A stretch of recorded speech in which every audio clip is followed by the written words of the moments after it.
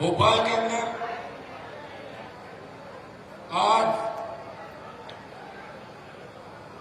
जाट महाकुंभ का जो ऐतिहासिक आयोजन किया और 1 लाख से ज्यादा संख्या के अंदर पहुंच के मध्य प्रदेश के जवानों ने जाट समाज के बुजुर्गों, माताओं, बहनों और तमाम देश के कोने कोने से अपने अपने साधनों से इस महाकुंभ को सफल बनाने आए तमाम मेरे भाइयों का मैं हृदय से इस जिलों की नगरी भोपाल के अंदर स्वागत करता हूं, अभिनंदन करता हूं। जोरदार जयकारा लगाएं। जय भोले जगाजी महाराज की। पहले जब हम बच्चे थे, स्कूल में पढ़ा करते थे, तब मध्य प्रदेश का नाम आता तो हम सोचा करते थे कि वहां जाटों की संख्या कम है। हमारे उधर अकाल पड़ते थे और लोग मालवा की तरफ जाते थे और मालवा जहां की जमीनें सबसे उपजाऊ देश के अंदर, और मालवा की एक खासियत है, जो मालवा के अंदर आ गया वो मालवा का होकर रह गया।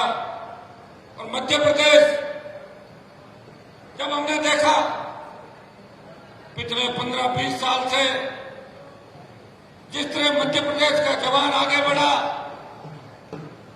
जिस तरह हमारे समाज के नौजवानों ने, हमारे समाज की बेटियों ने, चाहे शिक्षा का क्षेत्र हो, चाहे बॉर्डर पर शहादत देने की बारी हो, चाहे अन्न उत्पादन की बारी हो, और चाहे किसान आंदोलन के अंदर अगर मंदसौर में नेतृत्व करके देश में कर्ज माफी का आंदोलन की हवा अगर किसी ने बनाई, तो राजस्थान की हुंकार रैलियों के बाद मध्य प्रदेश के किसानों ने हमेशा किसान के लिए और समाज के लिए, हमारे समाज के लोगों ने बलिदान दिया, वो इस इतिहास से भुलाया नहीं जा सकता।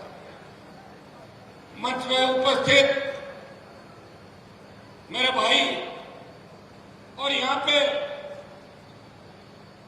हमेशा हम तो एक नाम सुनते हैं, कमल पटेल जी। पहले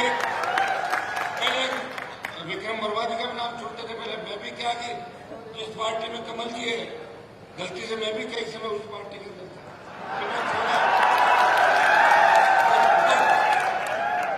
क्योंकि हमारी मजबूरियां थी। वहां पे पिताजी ने बीजेपी ज्वाइन कर ली और मुझे कसम दिला दी कि बेटा कांग्रेस में कभी मत जाना।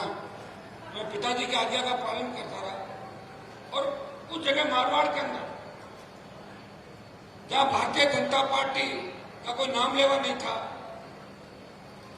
उस जगह मेरे पिताजी बीजेपी के अंदर आए तो नाथुराम मिर्जा का दबदबा था। आप तो जानते हैं सारी बातें। और यूनिवर्सिटी का अध्यक्ष रहते हुए मैं लगातार लंबा चलता रहा। मेरा संघर्ष आपने देखा। लेकिन भाइयों, मुझे इस बात की खुशी है कि देश के अंदर सबसे बड़ी 22% पॉपुलेशन राजस्थान के अंदर जाट समाज की है। वहां क्षेत्रीय पार्टी बना के राजस्थान के जवानों को अगर दिशा देने का किसी ने काम किया तो नागौर के सांसद ने धौलपुर से बाड़मेर और डूंगरपुर से लेकर गंगानगर तक किसान के बेटों को एकत्रित किया। जब आपको मेरी आवश्यकता पड़ी, यदुवीर जी अभी कहना भूल गए थे कि जब देश के अंदर मैं बीजेपी से गठबंधन के बाद एमपी बना था, और गठबंधन जब होता है तब ताकत होती किसी के पास। मेरे पास ताकत थी, बीजेपी ने गठबंधन किया और बीजेपी के वोट मुझे मिले और 16-18 जगह भारतीय जनता पार्टी का प्रचार मैंने किया। मैं दिल्ली चला गया,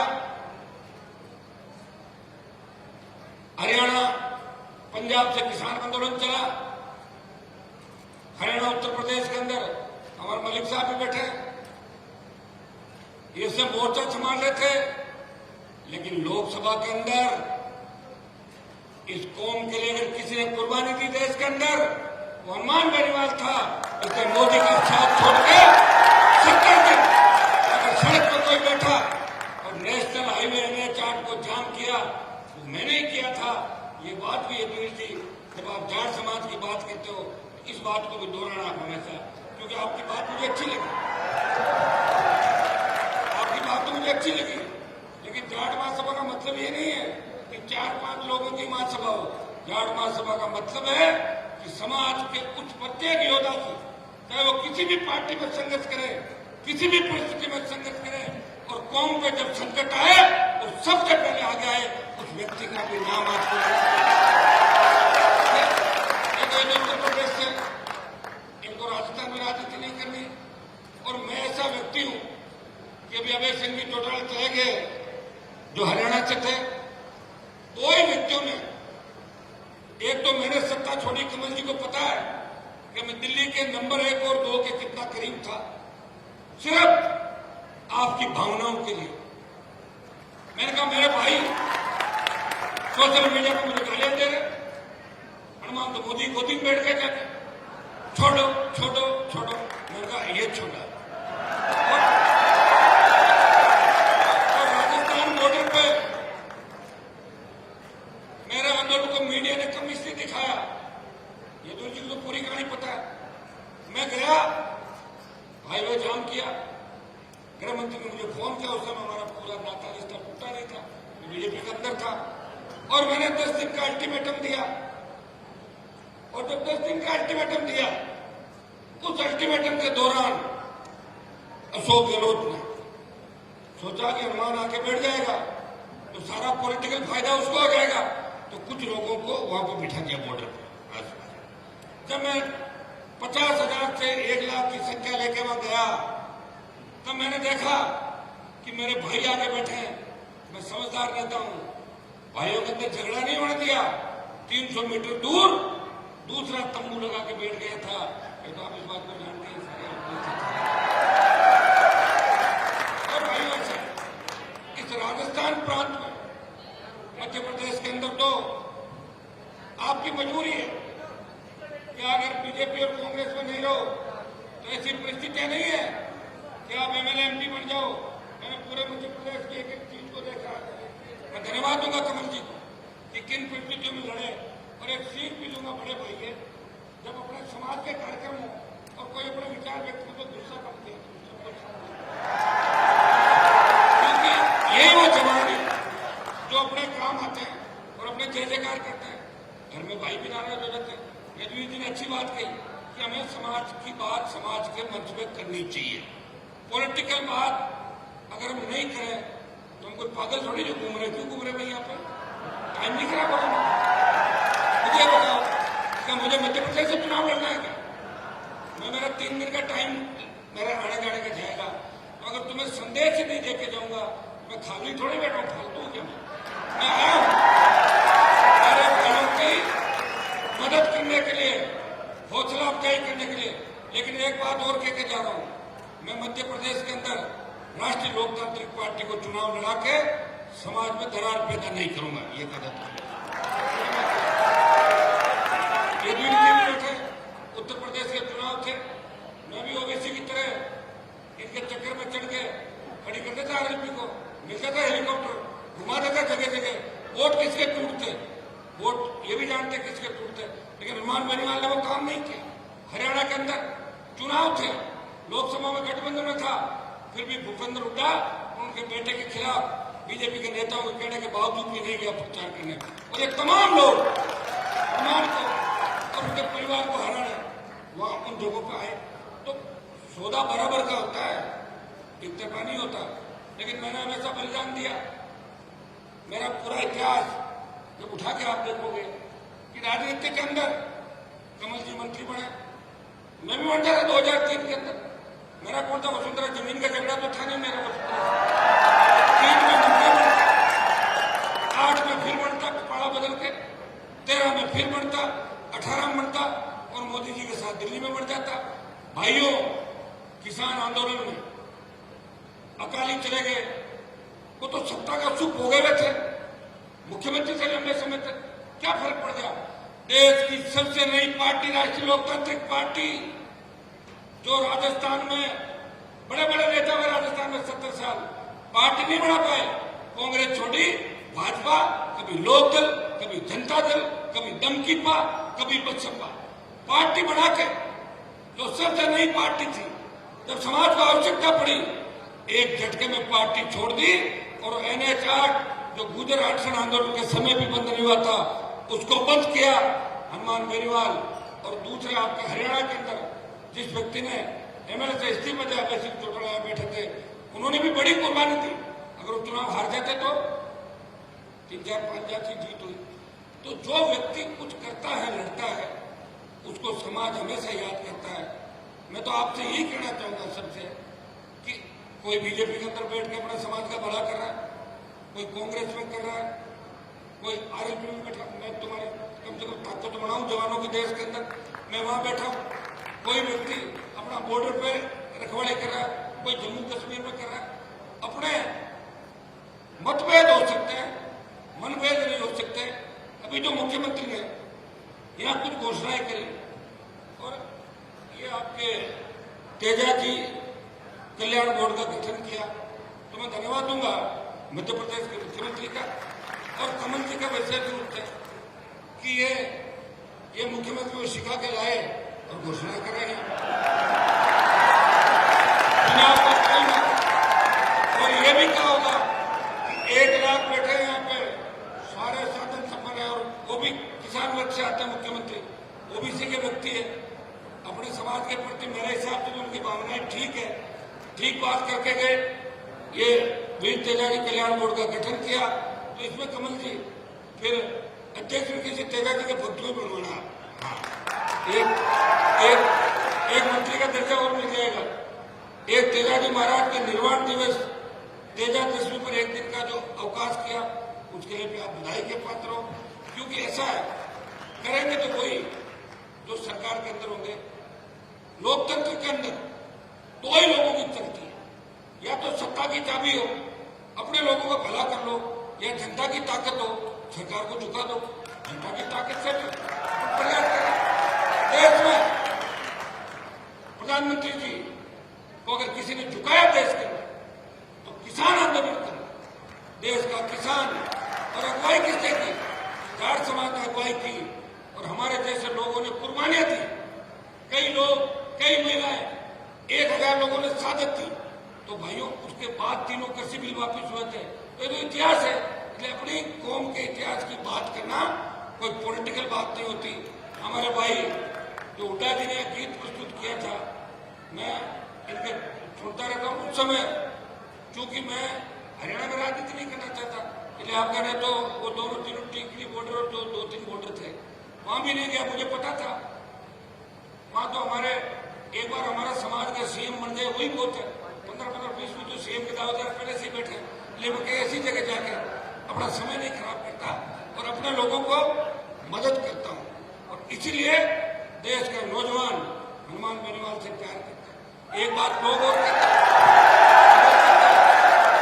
कहते हैं हनुमान बेनीवाल तो नौजवानों को खराब कर रहा है। आप ये बताएं, अगर मैं ही नौजवानों को खराब कर रहा हूं, तो उस देवता के दर्शन करवा दो जो नौजवानों के नेतृत्व कर रहा हूं, दर्शन करवा दो। भाइयों, जब अग्निपथ आया था देश के अंदर, इस लोकसभा के अंदर कांग्रेस पार्टी ने अग्निपथ का विरोध नहीं किया। वोट के लिए आ जाएंगे कांग्रेस के लोग आपके बीच। मैं उस दिन था लोकसभा के अंदर, मैंने कांग्रेस के लोगों से बात करी। मैंने कहा अग्निपथ के मामले में आप लोग भी साथ रहो। मैं तो एक हूं अंदर भाई, संख्या तो दूसरे दलों की ज्यादा है। तो कांग्रेस वालों ने कहा हम भी अग्निपथ की बात करेंगे।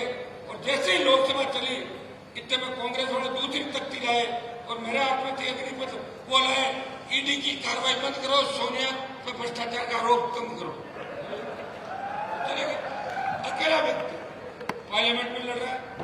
मेरे परिवार की कोई सेना में नहीं है, लेकिन मुझे लड़ना था देश के जवानों के लिए। आज इतिहास उठा के आप देखोगे कि आजादी के आंदोलन से लेकर 62, 65, 71 कारगिल की लड़ाई के अंदर अगर सबसे ज्यादा शहादत किसी कौम ने दी, हमारी कौम ने दी। अग्निपथ का सबसे बड़ा अगर नुकसान होगा, हमारी कौम का होगा। इसलिए भाइयों, हनुमान बेनीवाल के मन के अंदर इस कौम के प्रति पीड़ा है।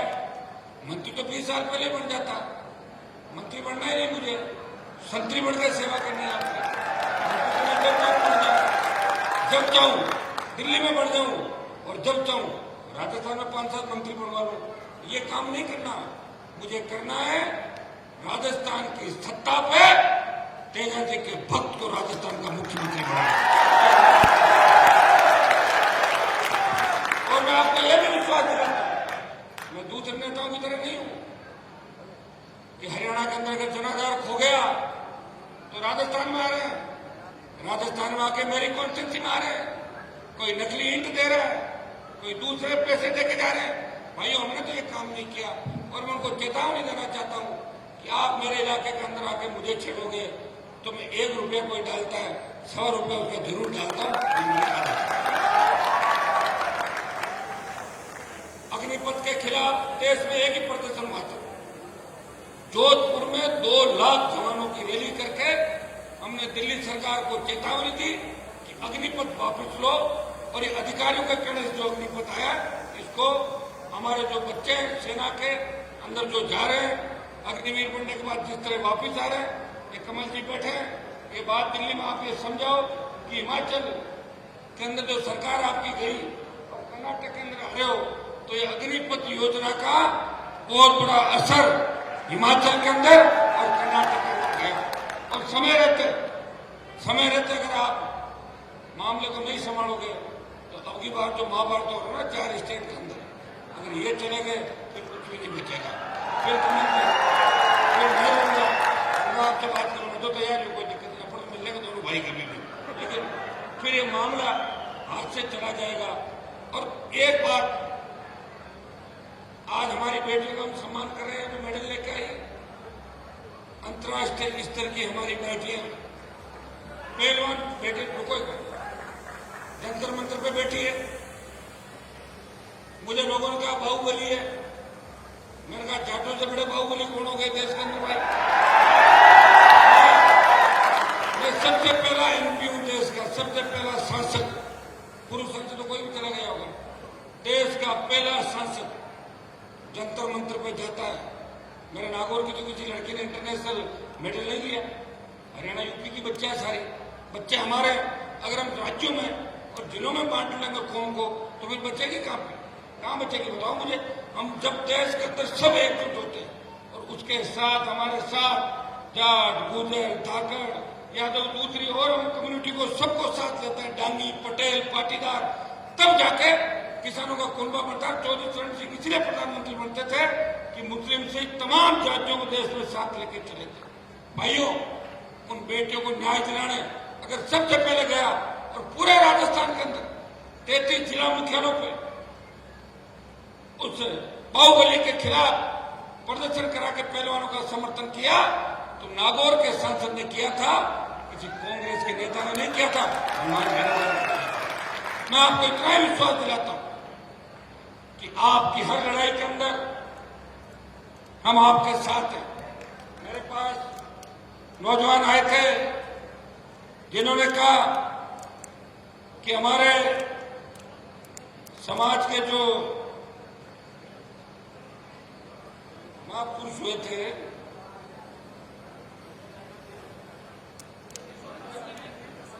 यशोधर्मन वीर, वो जाट राजा थे और उनके नीचे शायद दूसरी जाति ली थी। तो मंत्री जी आप भी बात करें, चुनाव का टाइम है, मैं भी दिल्ली वालों को आगे दिखाऊंगा तो मेरे हिसाब से चुनाव के टाइम मामला बैठ सकता है। कम से कम हमारा राजा तो छीन के कोई दूसरा नहीं ले गए, राजा तो हमारे जो उनको रखो। भाइयों, पानीपत मूवी के अंदर आपने देखा होगा, जब पानीपत मूवी के अंदर महाराजा सूरजमल के इतिहास के साथ छेड़खानी की गई तो लोकसभा के अंदर पोस्टर जला के फेंकने वाला कोई सांसद था, वो नागौर का सांसद था और पानीपत से तमाम दृश्य हटाए। हरियाणा के अंदर मलिक साहब भी थे आरक्षण आंदोलन के अंदर, लेकिन 4.5 साल से अभी मैं मंच पे एक ही पीड़ा जाहिर कर रहा था कि साहब मुझे कोई देश में तो चुनाव लड़ने नहीं, मेरा तो एक मिशन है। राजस्थान में क्षेत्रीय पार्टी की लंबे समय से डिमांड थी, राजस्थान में क्षेत्रीय पार्टी नहीं बनी, हरियाणा में क्षेत्रीय पार्टी भी बनी, हमारे समाज के सीएम भी रहे, यूपी में सीएम रहे और यूपी के प्रधानमंत्री रहे, दिल्ली के सीएम रहे, लेकिन राजस्थान में सीएम नहीं बना। 50-52 विधायक हुआ करते थे, आज भी 38-40 एमएलए, और 38-40 में से अगर 20 किसी की वजह से एमएलए है वो हनुमान बेनीवाल की वजह से, जिनको जिताया राजस्थान के अंदर। पार्टी के वोट बैंक की अगर चिंता करता तो वोट बैंक तो मेरा बढ़ जाता, 9 लाख से 17-18 लाख हो जाता, लेकिन हमें एमएलए घट जाते। मैंने मेरे समाज के साथ साथ कई शेड्यूल कास्ट के विधायकों की, अन्य पिछड़े हमारे जो गुर्जर समाज के भाइयों की, उनकी भी मदद की। और आपको पता होगा जब 2018 के अंदर राजस्थान में मुख्यमंत्री का चयन हो रहा था, एक एक विधायक सपोर्ट के लिए जा रहा था, तब सचिन पायलट ने मुझे कहा कि हनुमान जी अगर आप अपने तीनों विधायक मुझे देते हो तो मैं सीएम बन सकता हूं। मैंने प्रेस कॉन्फ्रेंस करके कहा कि जाट भी तेजा जी की जय बोलते हैं और गुजर भी तेजा जी की जय बोलते हैं, ये हमारे भाई है, पायलट को सपोर्ट करता हूं। और ऐसा कोई कह सकता है, मुझे बताएं। ये हम वो हैं जो कहते हैं वो करते हैं। पॉलिटिकल माइलेज लेने की हमें कोई आवश्यकता नहीं। हमारा संघर्ष सबके सामने, एक व्यक्ति लड़ाई लड़ रहा है। मेरे पिताजी कोई मुख्यमंत्री नहीं थे, मेरे दादाजी कोई दिल्ली के नेता नहीं थे, हाँ विधायक जरूर थे। एक गांव की स्कूल से पढ़ के विश्वविद्यालय की राजनीति से विकट विपरीत परिस्थितियों में तमाम समाज के बड़े लोग जिसके खिलाफ रहे राजस्थान के अंदर, उनसे निकलता हुआ एक व्यक्ति सत्ता को ठोकर मारते हुए आगे बढ़ता है और देश के प्रधानमंत्री का साथ छोड़ के 70 दिन अगर कोई एमपी सड़क पर बैठता है किसान और समाज के लिए, नागौर का सांसद है जो अपने भाइयों की दुख तकलीफ को समझता है। भाइयों, हजारों ऐसे उदाहरण होंगे इस राजनीति के अंदर। राजस्थान के अंदर जिस तरह नौजवानों को लड़के उनको लड़ना सिखाया, मैं यूनिवर्सिटी का अध्यक्ष था, मुझे पता है कि हमारे बाबूजी जो जिले थे वहां लोग ज्ञापन देने के लिए जाते थे, एक हेड कांस्टेबल आता था, अब हमारी जब मर्जी हो बुला लो डीजी की सड़क पे, चीफ सेक्रेटरी को बुला लो, आईजी को बुला लो, घुस जाते लोग कार्यालयों के अंदर। ये लड़ना सिखाया नौजवानों को राजस्थान में, और लड़ना किसने सिखाया? हनुमान बेनीवाल ने सिखाया। और मेरा कोई एक बिजनेस होता, मैं कोई गलत काम करता तो निश्चित रूप से ईडी और सीबीआई और सीआईडी मेरे घर पे भी आ जाती। आप अच्छी तरह इस बात को जानते हो। हनुमान बेनीवाल संघर्ष कर रहा है आपके लिए।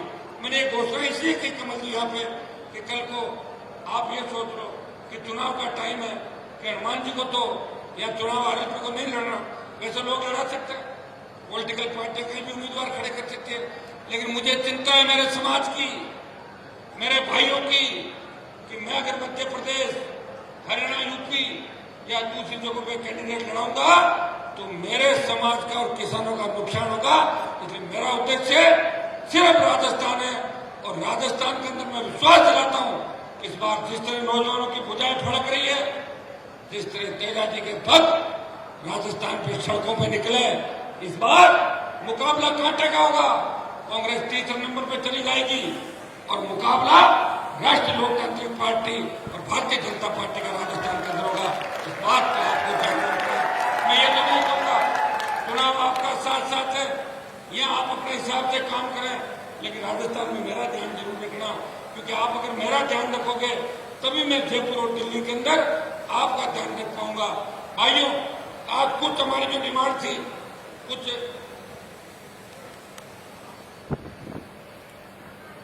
करीब मांगों पर सहमतियां बढ़ी।